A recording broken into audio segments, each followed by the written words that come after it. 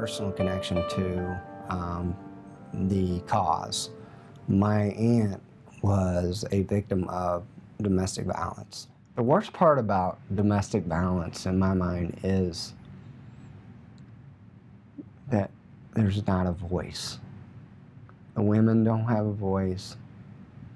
The abused don't have a voice. And I think it's because it's such a difficult topic. You know, how do you console someone that's just been beat by their husband? I do think about that as a dad of 2 little girls. And, you know, I try to show them and teach them how they should be treated from a man, to love them, and that violence is not okay.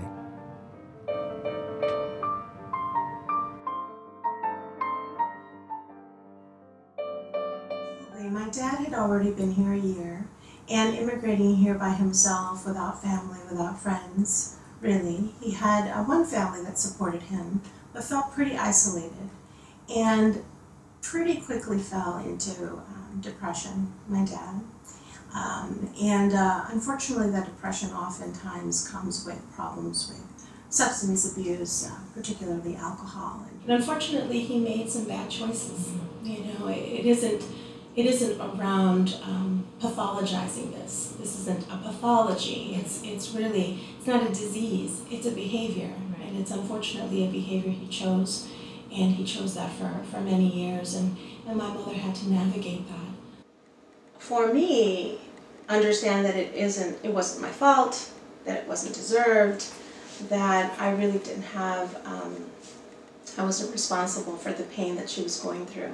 And I really wasn't responsible for the pain that I was going through, or my siblings were going through as well. It was, I think it's a critical thing for children. You know, there are 15 million kids in this country that are living in a household that has domestic violence. And of those children, I can absolutely say that the children that are able to openly discuss this, openly explore this, can really prevent either becoming victimized or becoming abusers in the future.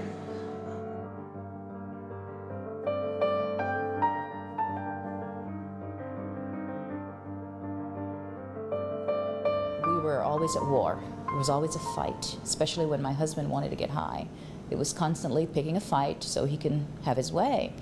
And I guess he was tired of my resistance to his habit. And one day, I don't even recall how it happened, but he just grabbed Miles, who was 3 months old at the time, and he said, if you ever want to see this baby again, you let me do whatever I want. And I didn't think he was serious, but it became very clear when he walked out the door and took my son. And it just came on me like, this is it. I'm not doing this anymore. That moment, courage took hold of me. And I said, I've got to go. I remember late one night coming through the back doors of the shelter, coming through the kitchen, and it was just the scariest moment. I knew, although my surroundings weren't what I'd like them to be, I said, at least I'm going to be safe, and Miles will be safe. And that's where my journey to freedom began.